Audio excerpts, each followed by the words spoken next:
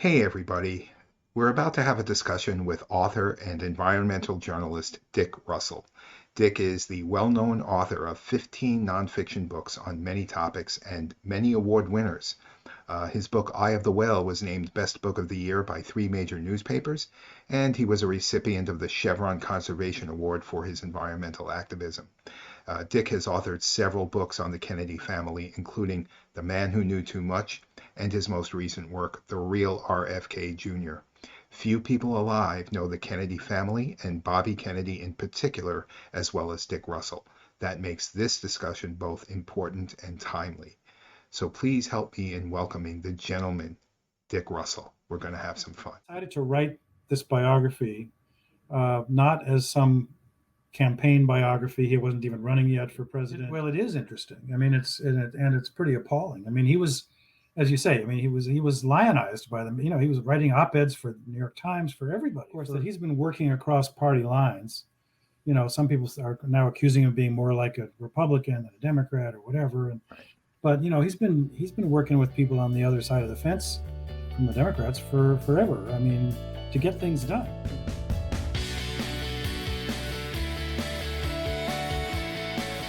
Okay, Brenda, today is our lucky day. We have with us someone we know well from the Dick Russell Book Club, and that is Mr. Dick Russell. Welcome, Dick, and thank you for being with us today. Thank you, Paul. Good to be with you and Brenda today. Yeah, Thanks. absolutely. Before we get started, I know you mentioned in a conversation we were having that you're working on some things. I guess retirement is not in your vocabulary, so tell us what you're planning on doing with Sean. Yeah, well, it's just starting, but I was approached by Sean Stone, who's Oliver Stone's son and a filmmaker himself, uh, to help actually narrate or write the script for a documentary that they're just embarking on, where they're interviewing people for, which is really a documentary about how Robert Kennedy Jr.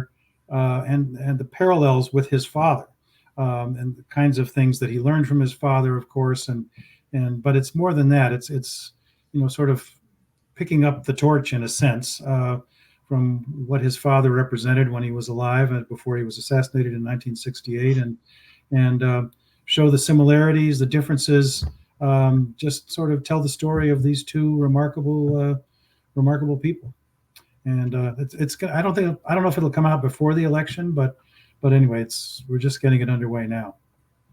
I hope everyone in our audience understands that there are few, if any, people in America who are as knowledgeable about the Kennedy family and about Bobby Kennedy in particular as our guest, Dick Russell, today.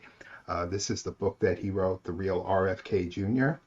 I hope everyone can find the time to read this because you will learn about the man as Dick Russell knows him, and that would be a good thing.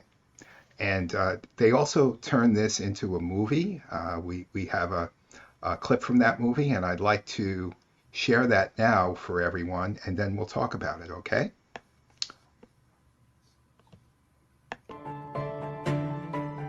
I believe we're at a time of tremendous transition in this country, and things could go either way. We could see what Bobby Kennedy's been warning about for more than 20 years, which is an authoritarian, fascist state replace what we have and have been fighting to preserve ever since the Revolutionary War back in 1776. We could see the country go that way. I believe that's quite possible. Or maybe there's light on the other side of this. Maybe it's not so dark as a lot of us fear. The Kennedys embodied something that was missing, we lost in this country with their assassinations. Something was trying to be born then. There was a change that was trying to happen that if it had been allowed to take place, it wouldn't be a perfect world, but we wouldn't be in this situation that we're in today with such terrible division in this country and so much hatred and so much fear. We'd have a different society.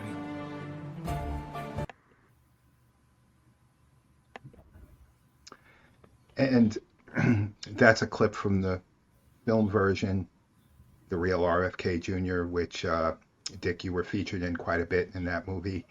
And that's a profound segment for me because a couple of things. It harkens back to the 60s and the tumultuous time that was, and the hope that the Kennedys brought to that era, which we know was undermined by some other forces, and there's a lot of questions surrounding that. Now, here comes Bobby Kennedy along many years later, picking up the mantle of his father, and perhaps doing so with an even greater sense of purpose, given the time that we're in.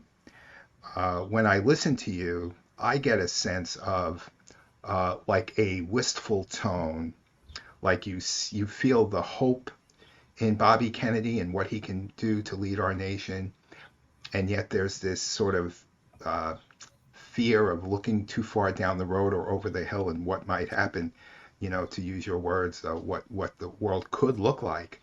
And so I'm wondering if you have any comments to open us up about with that, and what your thoughts are on that today.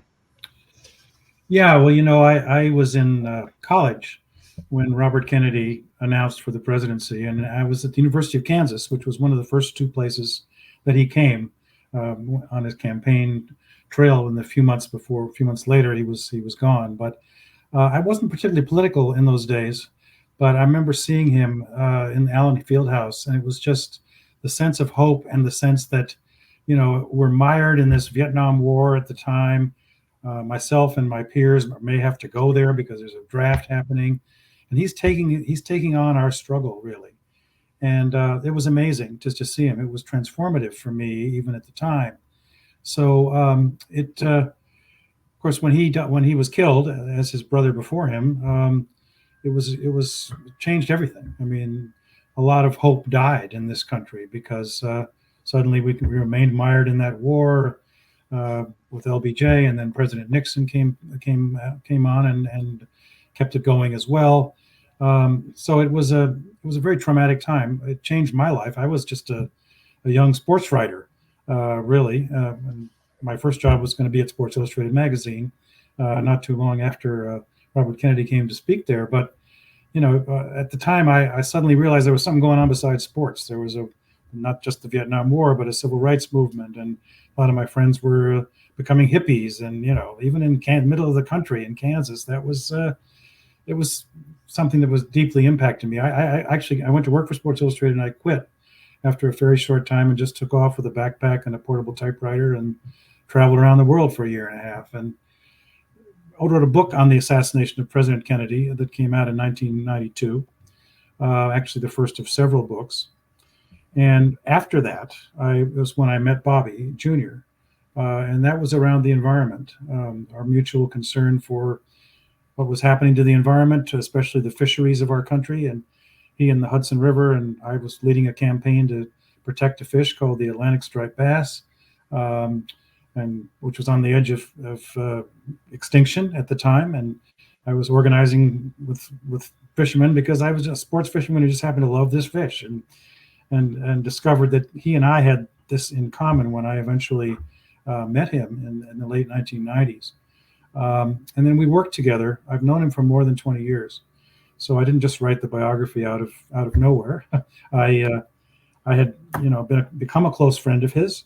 We worked together in a campaign to save the gray whales at San Ignacio Lagoon from an industrial salt works, and then we'd done a piece together for Rolling Stone magazine in 2005 about the stolen election of 2004, which indeed, even though the big media is saying this is one of his crackpot theories, that is what happened. And in fact, John Kerry, who ran against George W. Bush at the time, told me that was what happened. So he and I then eventually, we worked on, he wrote the introduction to a book I did on climate change, actually to two editions of that. So our life was around the environment, and that's how we got to know each other. In fact, I never mentioned that I'd done a book on the assassinations to him until we'd gotten to know each other, pretty well. Wow. And so that's a whole nother story we could maybe talk about if you want to. But I decided to write this biography, not as some campaign biography. He wasn't even running yet for president.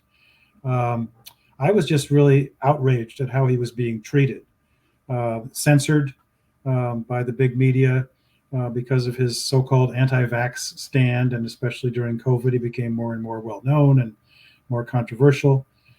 Took on the sacred cows like Anthony Fauci, and I'd heard him speak, not personally, but I'd seen his speech in Berlin that he made at the beginning of the pandemic, and I thought, wow, this guy is saying some things that really need to be said, and so I decided to write the biography for Skyhorse Publishing because I wanted to give an accurate picture as much as I could of who he is and what he stood for and how he got there. We can talk about those things, the moral courage that it took for him to do the things that he's been doing, and especially now to run as an independent for president. A word about moral courage, Dick. Thank you for that intro. That's tremendous. And I'm going to turn it over to Brenda in a moment because I know she's eager to ask about a few things that you touched on, including the New York Times. But here's a quote from Robert F. Kennedy Sr. "Few men are willing to brave the disapproval of their peers, the censure of their colleagues, the wrath of their society. Moral courage is a rarer commodity than bravery in battle or great intelligence. Yet it is the one essential, vital quality for those who seek to change a world that yields most painfully to change." I can't think of a man who represents greater moral courage than Robert F. Kennedy Jr., who is unafraid to stand up to the forces that seek to undermine the interests of the common man, the middle class, the poor. And he's demonstrated that his whole life, probably many years before you and he first hooked up even, right? He was working tirelessly for the environment, for the Hudson River, many landmark court cases and victories. So this man has led that life. He's been a hero for me, and I will call him what I believe him to be, Dick, which is a transformative figure in American politics today, the likes of which I've never seen, perhaps since his father. I don't remember. I was 10 years old at that time, but certainly since then, Yeah, I totally agree with you. And, I think that quote that you just read is one that has resonated deeply with Bobby Jr. And has been displayed. I mean, he was really taught, when he was young about moral courage. And he grew up around dinner tables. We talked about that a lot. And where debate was encouraged among he and his siblings.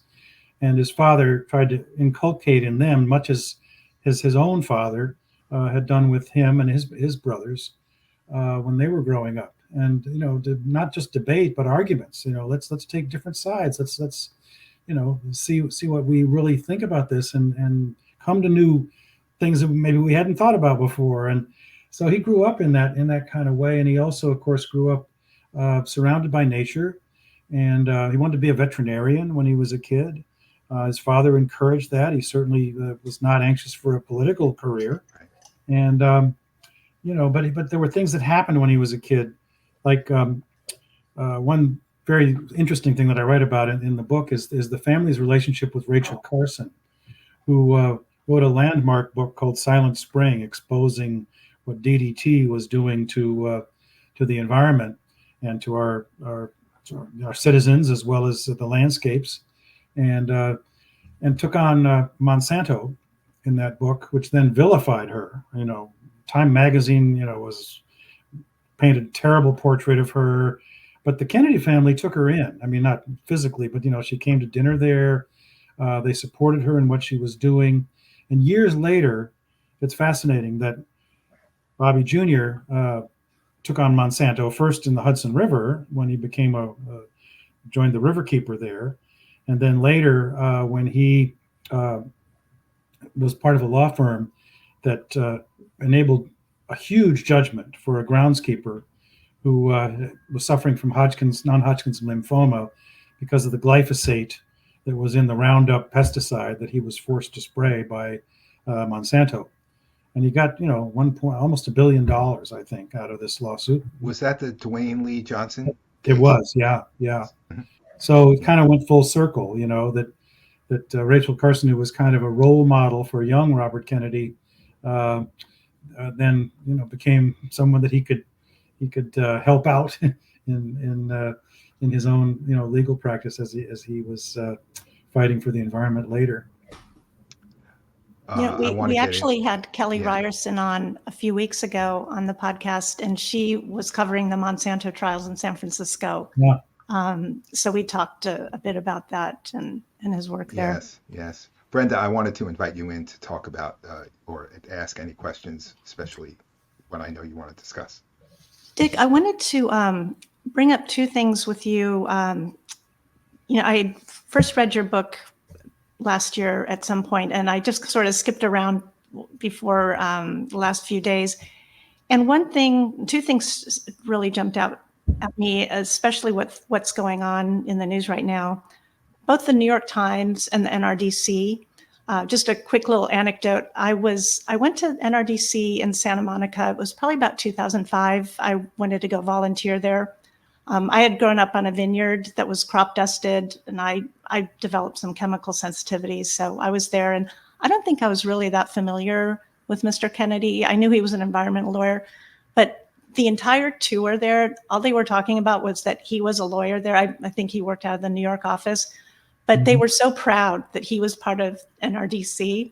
And that's woven throughout your book. Like, I don't know if it was the first time you started working with them in Ecuador, with the indigenous tribes there, with oil companies, but he has this long, remarkable history with them. And then, they just recently with the Sierra Club put out this notice saying, you should drop out of the race. It's so shocking to me that, having wanted to volunteer there and just sort of seeing this attack that's going on, it's just really interesting. I mean, I'm sure you don't know exactly why this is happening. Is it, I did a little digging and I saw that, some of the corporate donors to both NRDC and like Sierra Club signed this letter. These are companies he sued in the past. So, one can think, okay, well, maybe the pressure is there. Or I was reading in your book, I think it was chapter 30, you talked about when he went to meet Trump after the election, and President Trump invited him to possibly be part of a vaccine safety committee or something. Right. And I believe you said that that's when NRDC cut ties with him. Is it more just a backlash against Trump, or I'm just sort of confused with how this arc that's happened within the environmental community and all the amazing work he's done.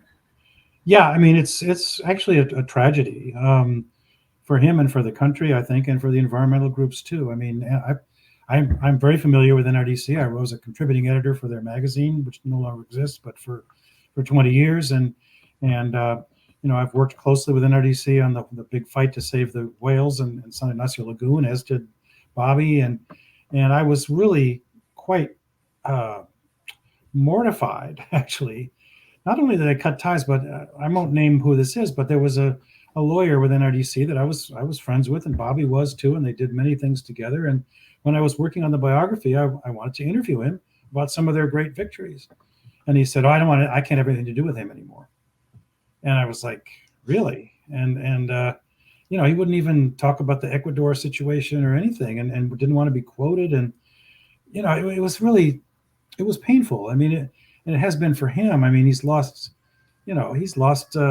friends, family members have turned against him, and it's because of course, he's been construed as an anti-vaxxer, which he has said repeatedly he is not. He wants safe vaccines that will be tested against a placebo before they're given, especially to children.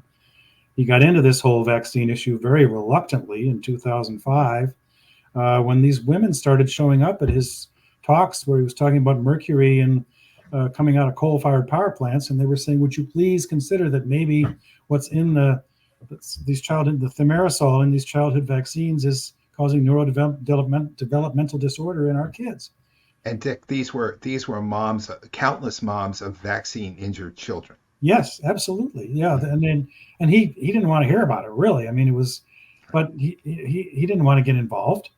But finally, he just felt morally compelled, especially after one of these moms who had a vaccine injured child came to him just knocked on his door in Hyannis one summer and said she wasn't going to leave until he looked at these documents. And he just still didn't want anything to do with it. I mean, he said he was quite happy being an environmental attorney and fighting these cases, fighting the Bush administration at the time. And but he began looking through these documents and realizing that, hey, this organization, the Centers for Disease Control, that was supposed to be protecting our people, was actually in the pocket of these big companies in a lot of ways. And they'd done this whole report where they knew there was something wrong with the vaccines that had thimerosal in them, and they just had to cover this up. And when he saw that, he said, I got to write about this, and I got to get the word out. So that's when he did a piece for Rolling Stone and Salon, the online website, which was later disowned by Salon and Rolling Stone too. And all of a sudden, he took on the pharmaceutical industry, and he was persona non grata. And it wasn't something I think that the environmental groups could fathom or handle. It was out of their bailiwick in a sense. But he felt he obligated to do it because nobody else was doing it. And he also saw that we were in a public health crisis in this country. He did have a son who had a peanut allergy and had to carry around an EpiPen. So personally, that affected him, sure.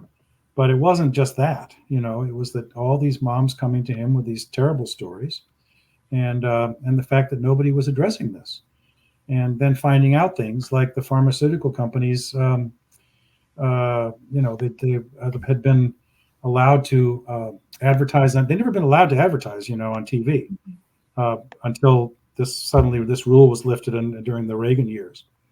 And then they took over basically the ads on national news at night, and we've seen it. They dominate everything. So they're not going to. The news stations are reluctant to go up against them, and frankly, everybody is, and they're the biggest lobbyist in Washington. When you mentioned Bobby Kennedy getting offered by Trump when Trump got elected to run a vaccine commission and just look into these things, because Trump had a child that might have been on the spectrum. Mm-hmm. Without getting into that, Trump brought him to Washington and had a meeting with him, and they knew each other a little bit. And then all of a sudden, Pfizer came in and contributed $1 million to Trump's inauguration, and that was it. That whole thing went down the drain. Dick, I wanted to ask you, I think a lot of people that are paying attention, when they see Anderson Cooper brought to you by Pfizer, I think people are sort of waking up to like, oh, maybe Pfizer is influencing the news a bit. I was really fascinated in your book and in the film. I think you even talk about it maybe more even in the film. When he went to the New York Times with Sarah Bridges in, was it 2005? Yeah, right after the piece came out. And he, before he was always welcome there. I think he said he had almost more op-eds than anyone else at the time. Yeah, he did. And he was expecting this, welcoming reception for this woman with a vaccine-injured child. And instead, it was sort of like, we got a call from the CDC, we're not supposed to talk to you, sort of thing.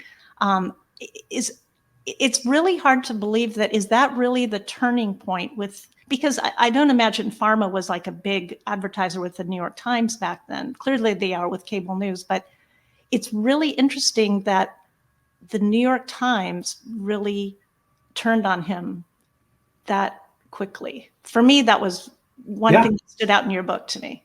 It is interesting. I mean, it's pretty appalling. I mean, he was, as you say, he was lionized by them. He was writing op-eds for the New York Times for everybody for years, and all of a sudden he couldn't get a letter to the editor published. Mm-hmm. I mean, it was astounding.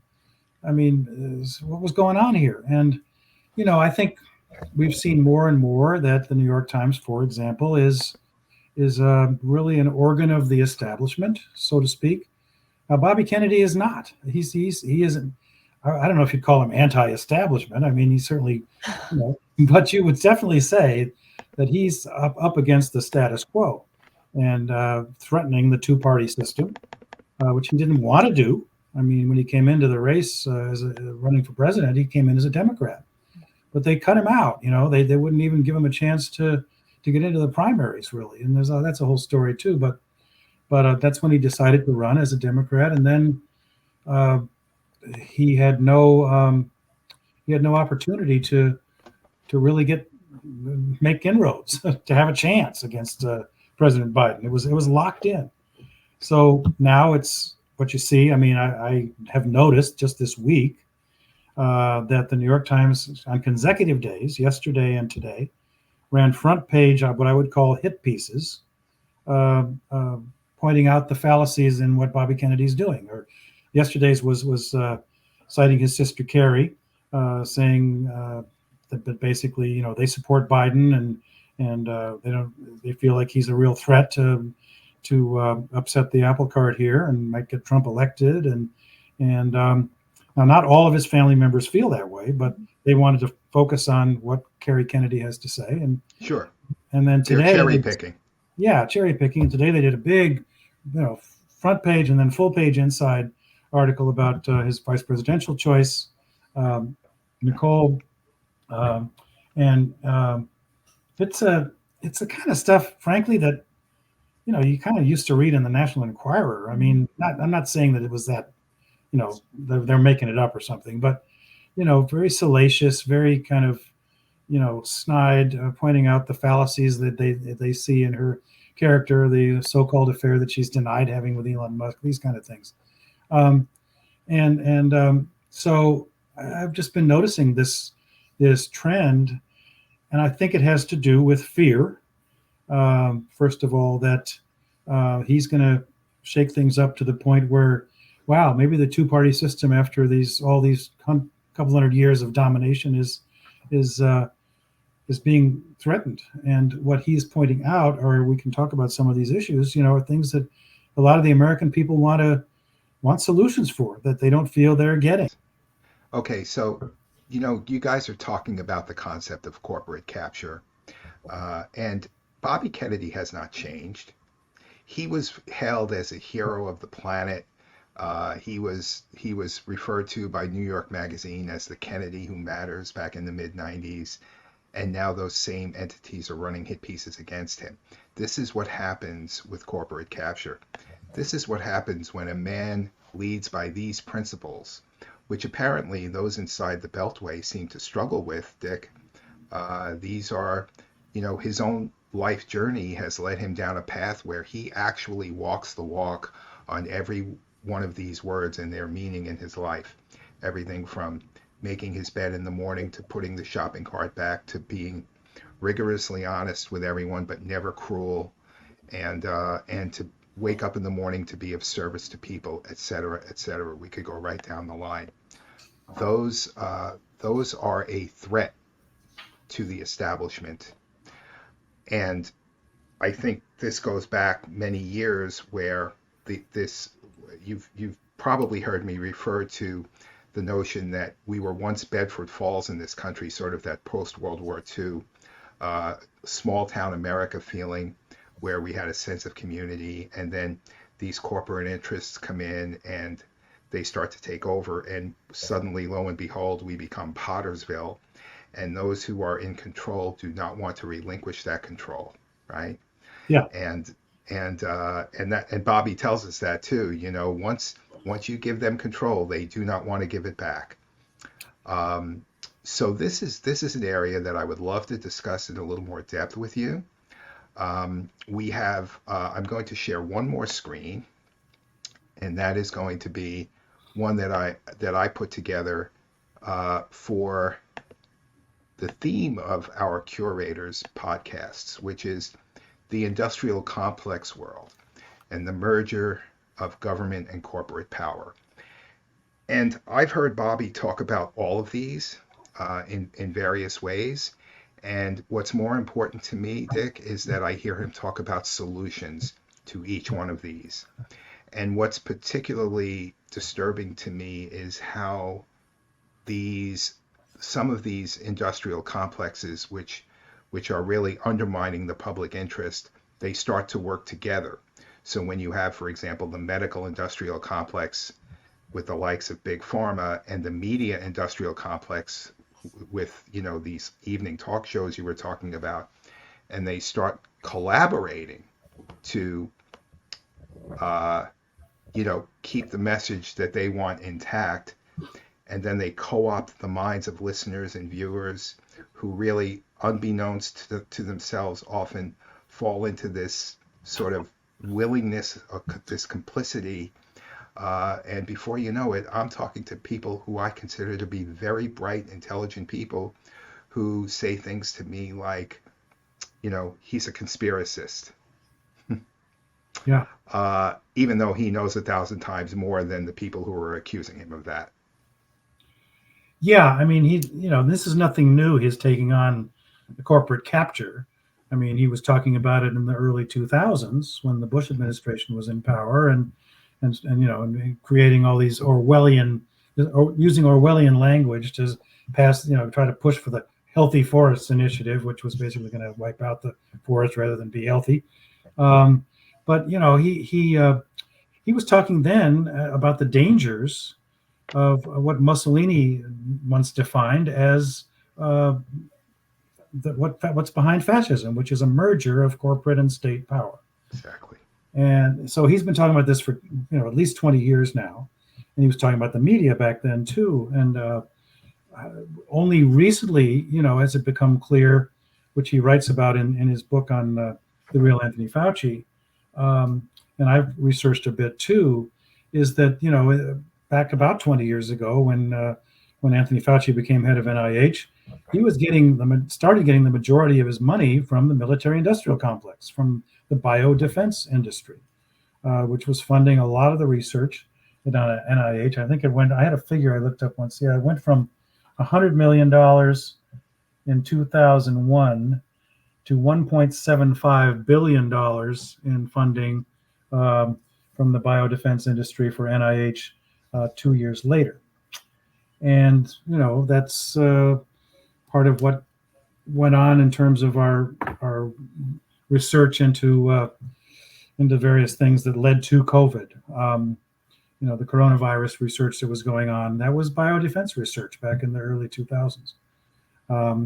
And gain of function, as it's called, a lot of that had to do with the military too, and may well have resulted, now it's pretty clear, resulted in a lab escape in Wuhan, China, which was partly funded by the NIH. I don't know how many people still think about these things, but that's a biodefense deal, and it's pretty damn scary.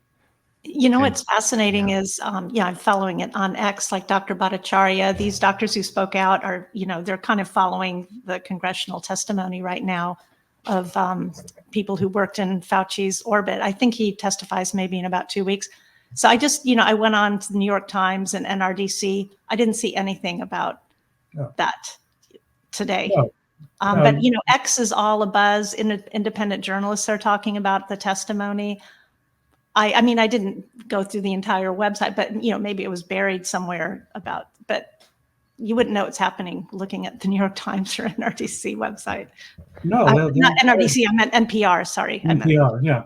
They'll avoid the subject. I mean, because for one thing, as we've seen with other things through the years, if they haven't discovered it in the beginning and covered it, they've got egg on their face, Now we've got all these emails that have surfaced through Freedom of Information Act requests that show, yes, there was a cover-up between Dr. Fauci and Peter Daszak and the gain of function people that was clear right from the very beginning. They could not allow the truth about this, that this had come out of a lab in Wuhan, China, to surface, or the finger could point at them. Not that they created the virus or invented it per se to release it into the world, but I'm saying, their hands were all over this, and the big media didn't cover it, and they still don't want to cover it.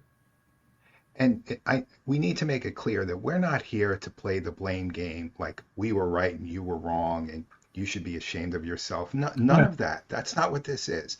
What we're saying is, let's please recognize what's really going on here and the efforts to cover up, and that there ought to be some accountability, and that Bobby Kennedy was actually the David fighting Goliath all along. And he was sounding the alarm bells even on bioweapons research when others weren't doing it. And in terms of the media, Dick, he's the one man in terms of his fight for free speech that is actually out to save the profession of journalism. Yeah. He's the one. If you're in the media, if you write for a newspaper or a magazine, or even if you're on TV, it's important to understand the alternative to Bobby Kennedy is that you become a stenographer for the state, and Yeah. many of them already are. So how do we get people to understand what the importance of freedom of speech is, and all of these values that Bobby brings to the table, that is fighting back, that he's trying to fight back against this corporate capture and this trend toward fascism that we know is very much underway. Yeah. Yeah. Well, I mean, he's mounted a number of lawsuits. He's shown clearly in at least one of these that Facebook, for example, now Meta, was cooperating with the Biden administration to censor him right from the get-go. As soon as Biden came in, so he's fighting for the sacred right of the First Amendment right of free speech, and he's a firsthand witness at how they'll go to any lengths to shut that down if it doesn't go along with the narrative they want. And listen, I'm not saying here that the vaccine is that nobody should have got the vaccine, or that the NIH released it or anything like that. But aren't we entitled to know the truth of what's going on behind the scenes in our country that affects all of us and the world? I mean, it's really wrong, and people should be outraged about it. And he's the only one who's stepping up and really talking about that. And to get to corporate capture on a different level for a minute, because I was thinking about it this morning. He's been talking a lot about the housing crisis in this country and the middle class, and how he's fighting to do something about the fact that young people can't afford a home anymore. Both male and female members of households generally have to have jobs. And one big reason they can't afford a home is because all these houses are being bought up by these big corporations like BlackRock. And so he's pointing these things out. Nobody else is talking about this kind of thing. And what's going on in the Black community and the Latino community, we're seeing a situation where the military-industrial complex is stronger than ever. Most of the money is going to, we're sending all these funds to Ukraine, and he's opposed to that. I mean, he's saying we've got to come to some kind of solution for this thing, instead of just pouring all of our making a lot of money for contractors too, all of this money into this situation. Nobody else is talking about this kind of thing. We stopped talking about balanced budgets many years ago. That used to be a sacred mantra of at least those on the right and those who embraced fiscal responsibility. And now we're running deficits to the tune of $1 trillion every 100 days, Dick. Yeah. That's unsustainable. That's money that is being pulled forward from the future, from the future yet to be born, from labor that has yet to be earned, money that's yet to be earned through labor. And that's one of the reasons why I believe that our unemployment rate is as low as it is because people have to work harder for less return on their labor to pay for that wealth that's been extracted from the system by the few, Yeah. Yeah. You had, I know you are somewhat familiar with the repeal of Glass-Steagall. Have you gone down that at all in terms of when we had this wall between banking and brokerage, which came out of the great crash of 1929, and then up until the 1990s, we had this Glass-Steagall Act, and then came the Gramm-Leach-Bliley Act, which tore down that wall between banks and brokerage firms, and that's what I believe really unleashed the mania that led to the housing crisis of 2008. Yes. And lo and behold, the Fed saw what happened and they said, well, we're never going to let that happen again. So they went to their printing press, and now here we are 15, 16 years later. That printing press seems to be running full speed ahead. But every time they print a dollar, Dick, it's somebody else's liability. Our kids and grandkids and their kids are going to be paying for this. And Yes, yes. he's been talking about it. And yeah, the Glass-Steagall Act, I wrote about it in a book I did with Jesse Ventura, actually, called American Conspiracies. And so it was, I don't recall all the particulars about it in this moment, but definitely that was a very important thing that happened and did lead, once that wall was broken, that led to what happened in 2008. And the situation that we're facing today, which ultimately is not looking good for the economy. I mean, that's one of the things that he's taken on that others have not, and the other is the border crisis. And I had dinner at Bobby's house. I guess it was about almost a year ago now, and he had just come back from the border in Yuma, Arizona, and had learned about the fact that. And because I used to think that, it's just Trump talks about illegal aliens and we got to do something about that and close the border and build this wall.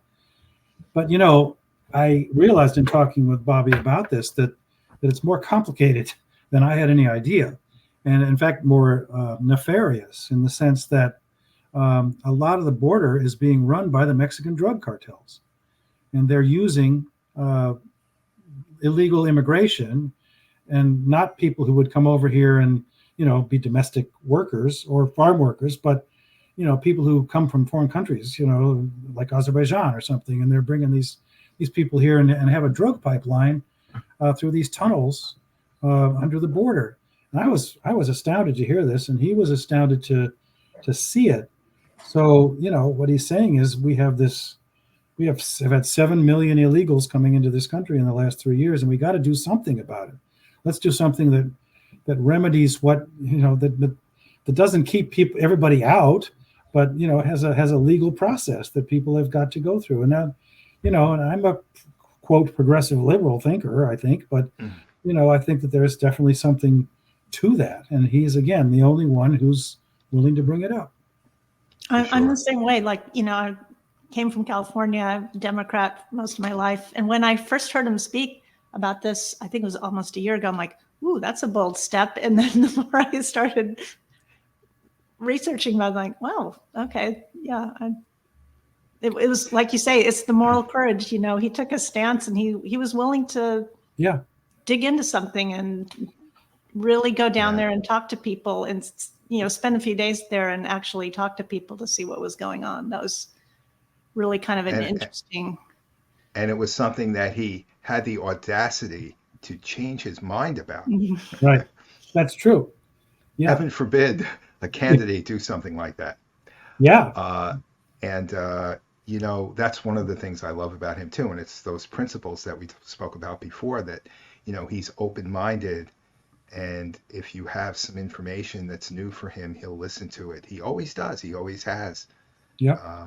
Yeah, and I heard an even higher number, Dick, from Ed Dowd, and he pointed to the fact that the illegal aliens are coming in as a way to help the demographics out in this country for many years to come. That we're going to need their labor, and that there might be something more purposeful behind it from the point of view of those who are letting it happen. So more to be revealed there, Yeah. But yeah, there's a great example, sensible, humanitarian, humane border policy, right? Doesn't that make sense? And just bringing up the whole cartel control issue, that's no one else was really talking about that. Nobody talked about that. The first time I'd heard it was from him, because he came back and was so shocked to hear it himself. So, the thing about him is that, which I think has to do with moral courage too, and where he comes from and why he can relate to people so well. Because when people hear him speak, and first people should realize, of course, that he's been working across party lines some people are now accusing him of being more like a Republican than a Democrat or whatever. But he's been working with people on the other side of the fence from the Democrats for forever. I mean, to get things done. It was when he did the watershed agreement. He was the main guy forging that in New York State to protect the watershed of the city as well as the state. And he went to these upstate farmers who, were Republicans and couldn't stand him, and listened to them. He went out there and, oh yeah, okay. So they needed some financial assistance from the city of New York in order to, because they didn't trust the city at all, and he fought for them, and he did that with fracking in New York too when he lived there. He worked with a Republican corporate executive who decided to come out and say, we are causing problems with hydraulic fracturing in this country. And so, he's always done that. He's worked with ex-Marines. He's worked with commercial fishermen. He's, in that sense, a regular guy, even though he's a Kennedy. He loves to fish. He loves to hunt, raises falcons. And what was I going to say? So where he comes from, though, is a place where he's been to the bottom. I mean, he's not some, silver spoon guy who suddenly decides to run for president. I mean, he barely survived many, many years after his father died. And I write about this at some length in the book, and he wanted me to write about it. He was a very troubled kid, wild, took off one summer and went out to California and, just rode freight trains and lived with bums. Didn't want him to know he was a Kennedy. Came back, his mom said, get a job. He went through some really rough years. And in fact, he was a heroin addict for 14 years. And he still goes to AA meetings because, he's not that he's going to become an addict again, but he's somebody who's took this very seriously, and it changed his life after he just about OD'd on an airplane in the late 1980s. That's what got him into the environment. What got him into being an environmental lawyer. He went into rehab and realized that he had to change his life, and went to work for Riverkeeper, and it did change his life. He became a champion of environmental causes, but he's been to the bottom, and he knows what it's like down there. And I think it's another reason that he should be elected president, because look at the crisis we have in this country with fentanyl, and with thousands of kids dying from taking this terrible substance. Well, he just about went there too, and I think he would come up with things for families that have gone through that in rehab centers. He's already talked about it, putting these places out. The San Padrignano model. Yeah, exactly. And he had a relative go through that themselves. Yes. And we have people in our movement who are directly addressing that and bringing it to the fore. Bobby Kennedy is inspiring so many people to be the best version of themselves, Dick. Bobby Kennedy has made me a better man. I'm inspired to that level by him, and he's doing that for so many who, we broke the abacus on how many people he has helped in recovery. Yeah. Oh, right. Yeah. People don't talk about that, but it's a very, very significant number. And again, that goes to his moral character. That's who he is. Yep. And it's given him compassion for people, I mean, he really gives a damn about people. Yes. And yes.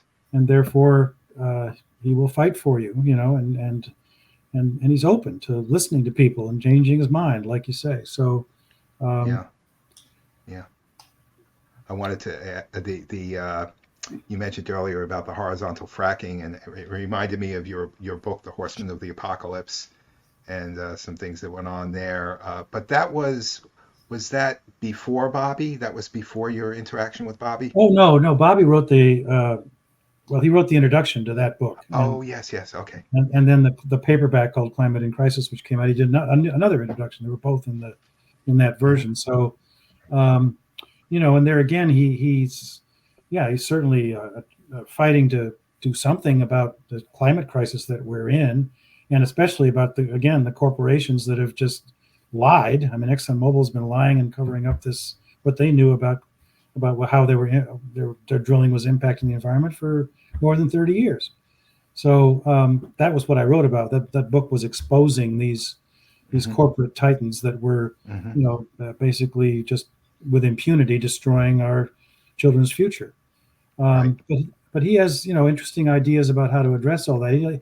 He doesn't think you can do it with carbon capture technologies, for example, or paying companies to slowly cut down their emissions. I mean, we need dramatic change, and we need all kinds of alternatives and new technologies to look at, and certainly solar and wind to be coming to the fore as they have. I mean, I'm not, they've really been taking over in a lot of areas of the country for instead of the big oil and coal companies. So that's a positive step, but we're running behind. We got a huge problem on our hands.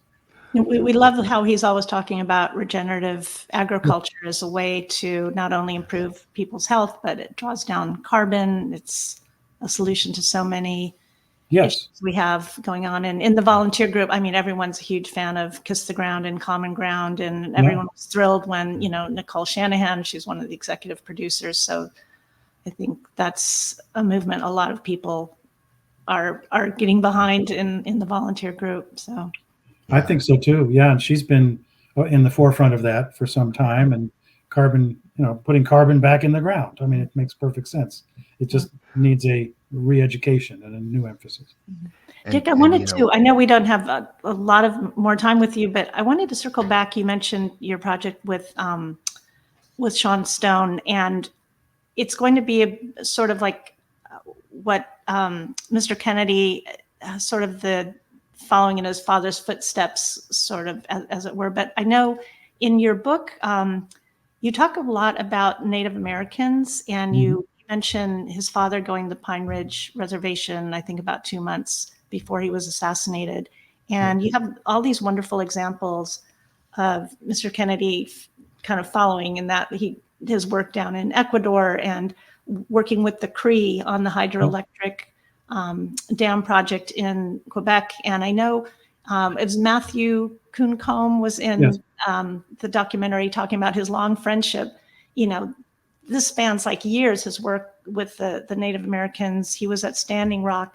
I'm really excited to see if you go into that at all with this new project that you're working on. Oh, I think so, for sure, because that was a gift really to Bobby from his father. His father took him to the Pine Ridge Reservation. Years later, he took his own son, Bobby the Third, there. Bobby Jr. was given. They were in a sweat lodge ceremony. He was given the Native American name, Spotted Eagle Man, and so he has a very strong feeling for Native Americans, and he has direct experience in Latin America, as you say, with Ecuador, and that was an instance where he worked with an oil company, with Conoco, which agreed to do something about their emissions there.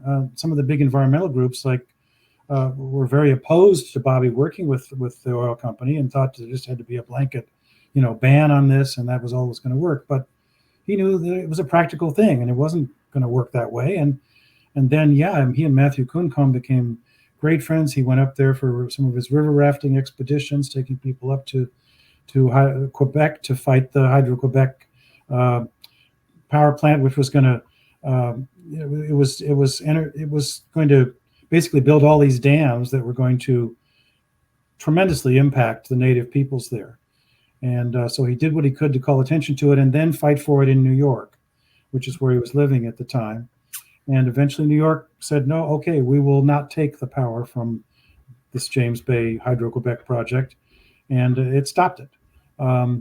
So because he had these political connections, he could do that, but he was really fighting for the local people. And there's another kind of great story about with the Ecuador situation.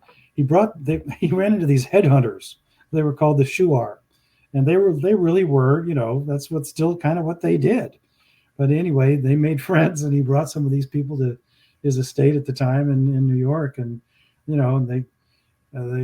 his kids interacted with them, and they were showing how to do what they did to hunt in their jungle habitat. I mean, it was that kind of thing. He didn't make a separation between those people and the people he knew, and there was always something to learn, something to give. it's kind of an amazing quality. We hope that people are getting the sense, Dick, of just how special this man is and how qualified he is to be president. The only other independent president we had was George Washington, and I think for many of us, this is indeed a 1776 moment. Yeah. And Bobby brings all the skills that are absolutely needed at this moment in time. And to the point of what you were talking about earlier, guys, he will strengthen the institutions and the agencies so that they are so that motive and these misaligned incentives are removed and the public interest comes first. That is really the essence of capitalism, is not for some corporation to take from you so that they can profit for themselves, but to enrich their communities, to enrich their neighbors. And that's what Bobby is all about, right? Yeah. And yeah, and this is my final question for you, Dick. And I just want to point again to the book, The Real RFK Jr. So much of what we're talking about today is directly spoken to in this book, and you can go watch the movie, The Real RFK Jr. movie. Very much worth your while. We have a situation in this country where people are going to walk into a voting booth on November 5th, and they're going to, I'm asking them to consider pulling the lever of hope. That's the mantra for me, that Bobby Kennedy represents hope.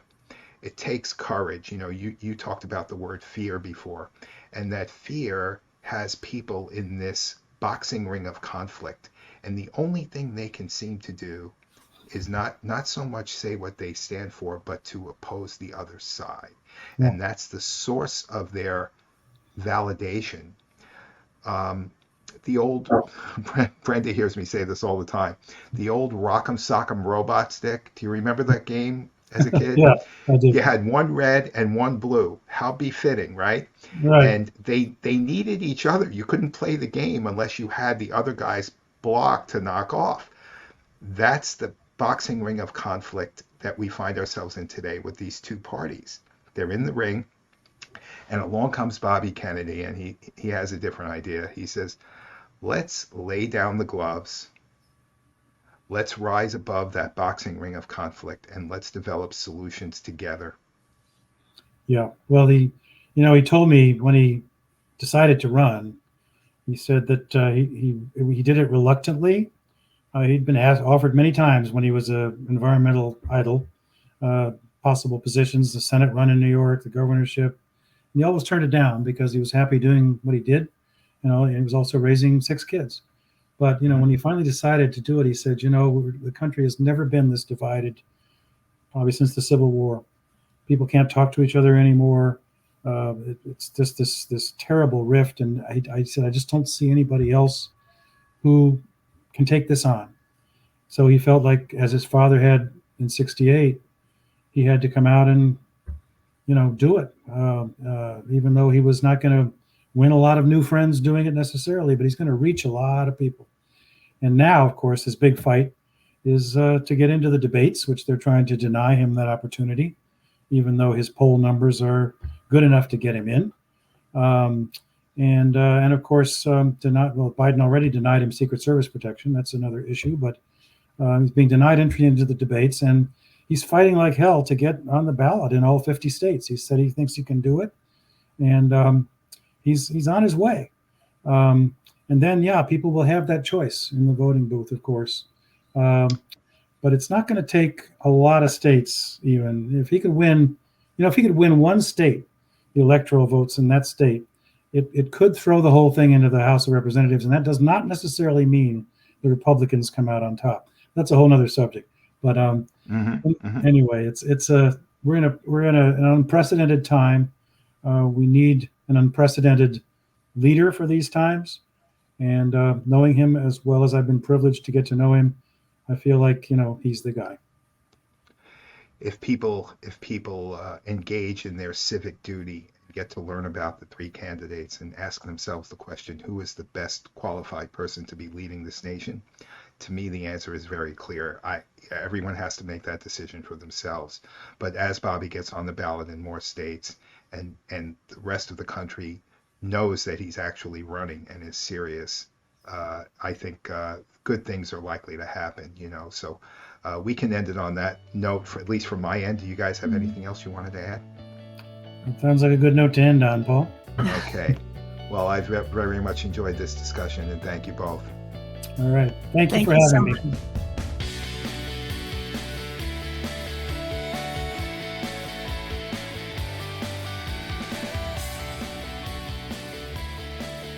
And there you have it, folks, a window into Robert F. Kennedy Jr. from Mr. Dick Russell.